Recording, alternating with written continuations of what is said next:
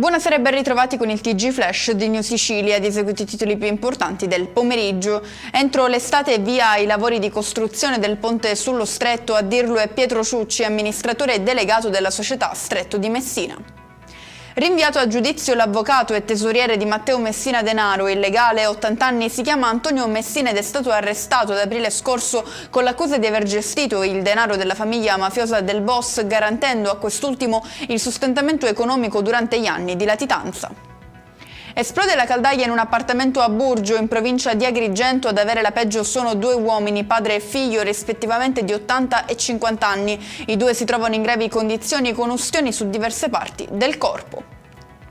Preso di mira in queste ore sui social il sindaco di Canicattì Vincenzo Corbo, nei confronti del quale hanno preso il sopravvento insulti e minacce di morte. A generare l'ira dei leoni da tastiera sarebbe il clima di tensione relativo alla crisi idrica e allo sciopero degli autobottisti che nelle ultime settimane stanno mettendo a dura prova la vita in città.